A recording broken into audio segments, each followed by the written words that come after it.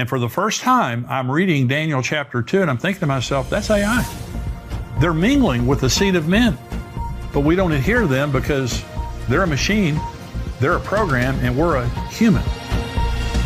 Welcome to the Tipping Point Show. I'm Jimmy Evans. I'm so glad that you've joined me today.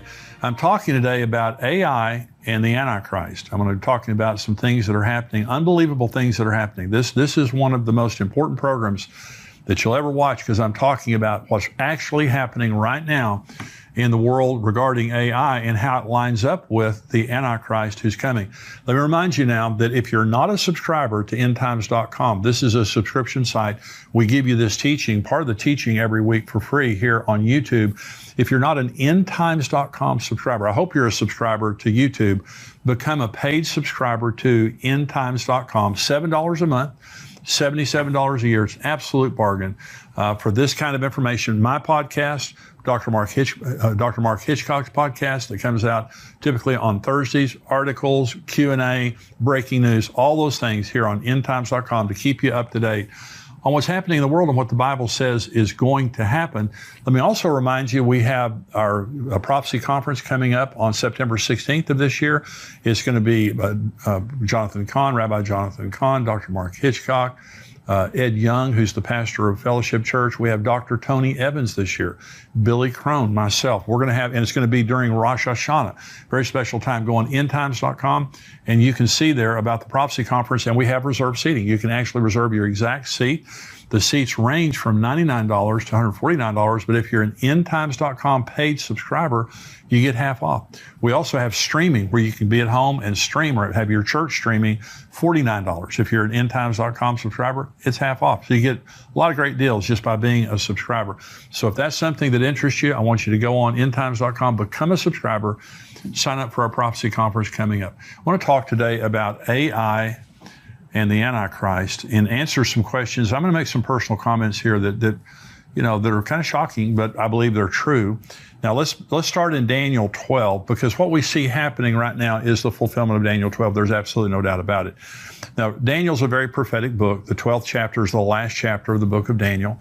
And here's what it says. It says, "At that time, Michael shall stand up, the great prince who stands watch over the sons of your people, and there shall be a time of trouble, such as never was since there was a nation, even to that time. At that time your people shall be delivered, every one who is found written in the book. And many of those who sleep in the dust of the earth shall awake, some to everlasting life, some to shame and everlasting contempt. Those who are wise will shine like the brightness of the firmament, and those who turn many to righteousness like the stars forever and ever. But you, Daniel, shut up the words and seal the book until the time of the end. Many shall run to and fro, and knowledge shall increase." And so this is talking about the tribulation. There's going to be a horrible period of time. And at the end of that horrible period of time, God is going to save the remaining nation of Israel. Only 1/3 will survive, but he's going to save them in one day. And at that time, he's going to resurrect the dead at the end of the tribulation. The righteous dead are resurrected before the millennium. And he's then told, seal this book. Seal the words of this book until the time of the end.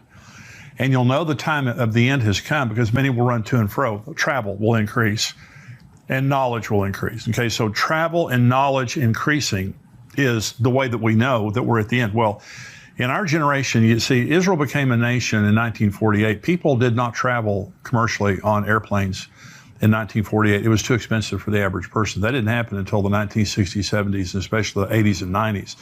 And so, of course, today we have commercial space travel, people paying up to go up in outer space. But if you walked into DFW Airport, which is about 5 miles from where I'm sitting right now, you're breathing oxygen someone breathed yesterday in China, from all over the world. And so it's a very small world in this generation because travel has increased, but also knowledge has increased. Now, this is from industrytap.com.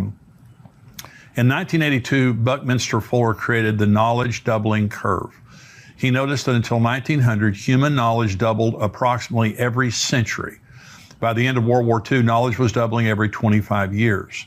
Today, things are not as simple as different types of knowledge have different rates of growth. For example, nanotechnology knowledge is doubling every 2 years and clinical knowledge every 18 months. But on average, human knowledge is doubling every 13 months. But according to IBM, the building out of the Internet of Things will lead to knowledge doubling every 12 hours. Well, now that's where we are right now. We're at a place right now where knowledge is doubling in an incredibly fast rate because of AI. Now, 2023 is the year of AI. This is the year ChatGPT and AI has gone viral. It's all over the earth.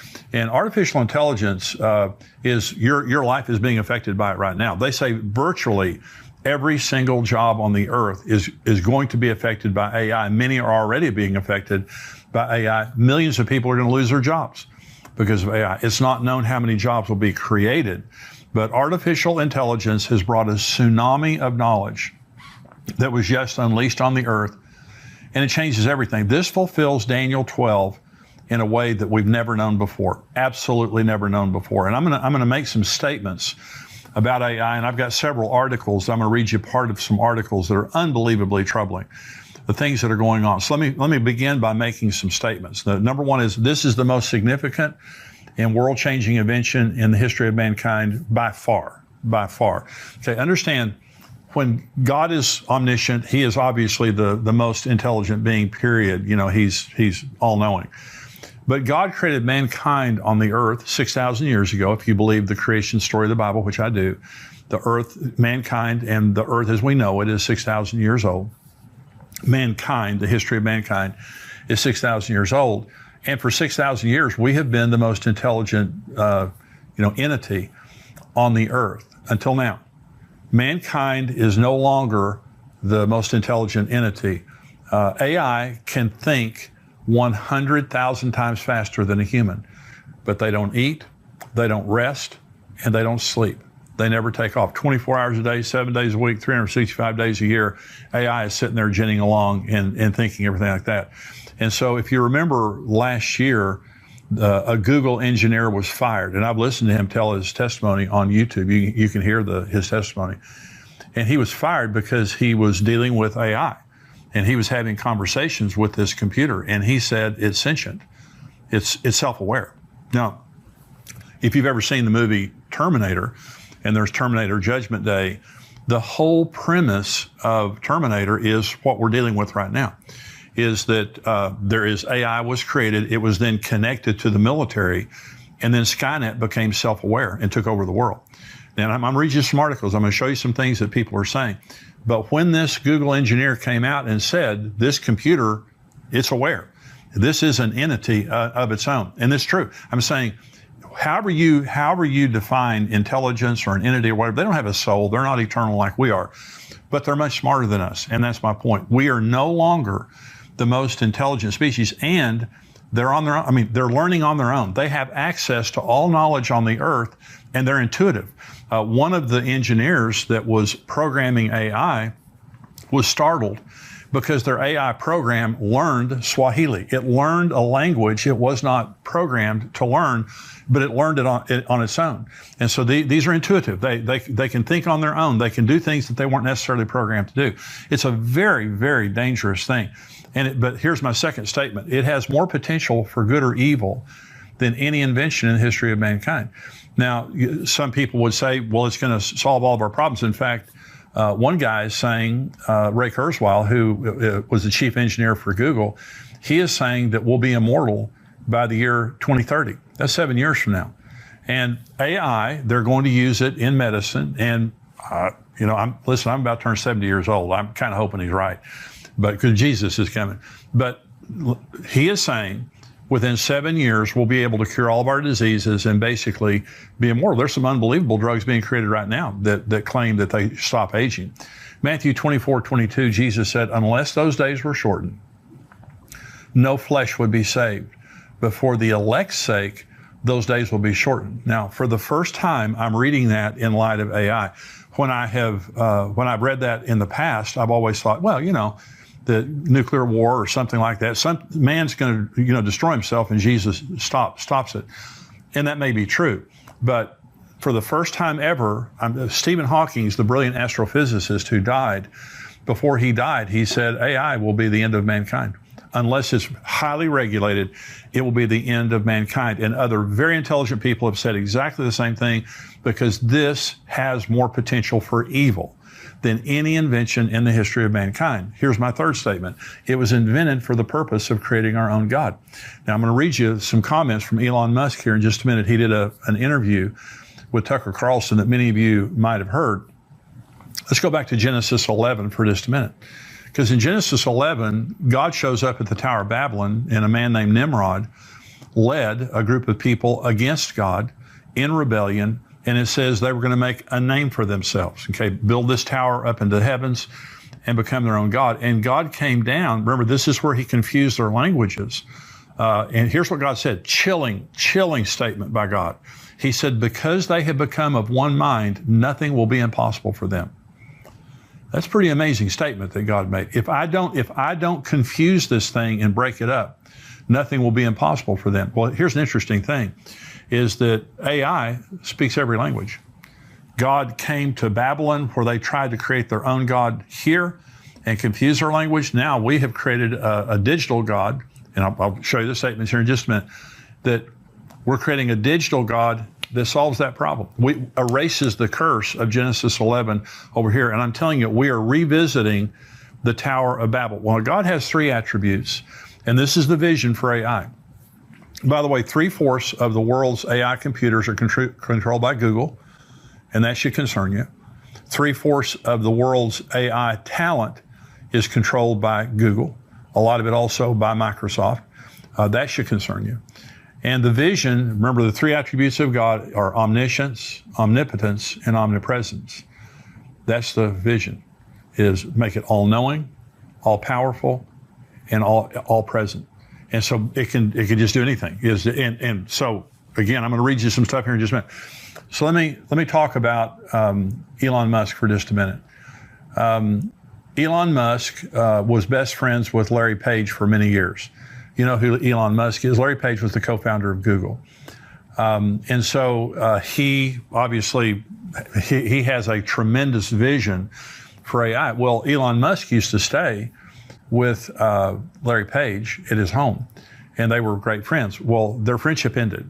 Larry Page will no longer talk to Elon Musk. And here's what Elon Musk said, and I'm quoting now. This is what he said to Tucker Carlson. He wanted to create a digital superintelligence, basically a digital God. He's talking about Larry Page, Musk said. The Tesla CEO said it was the last straw when Page called him a speciesist for wanting to implement safeguards to protect humanity from AI. Now, Elon Musk is creating his own AI platform. I think it's called Truth GPT. And he said that remember, AI is being programmed by fallen men and by Google specifically. Now remember, Google suppresses information and creates misinformation. I mean, they're famous for it. These are not the people you want to be, custodians of the truth in our society. I can promise you that. And that's part of the problem. But Elon Musk is saying to Larry Page, Larry, you've got to create some safeguards here. This is dangerous technology without safeguards. It makes Larry Page so mad, he cuts off his relationship with Elon Musk, and he calls him a speciesist. Well, let me tell you what speciesist means, because this is very, very troubling. If you're a sexist, it means you think there's one sex better than the other. If you're a racist, it means you think that one race is better than the other. If you're a speciesist, you think humanity is better. I do. I mean, I think we're the best of all the, we're not animals, but I'm saying we're created in the image of God, but we're the best species on the earth. What Larry Page was saying is we're not better than AI. And AI needs to have the same consideration, the same freedoms that we have as human beings. Now think about that mindset controlling the development of AI, because it is, and you'll hear Google people and different people out there saying, oh yeah, we want the government to come in and do whatever. Well, when it happens, I want to see what they're saying, because all along they have been thumbing their nose. Well, and I'm going to read you again an article here in just a minute talking about the godfather of AI. He just quit Google. And I'm going to tell you what he said. Okay, so we're creating our own God. This is part of the purpose of this. And again, Ray Kurzweil, who was a former, I think he was the former chief engineer for Google, he said by 2045, there will be singularity.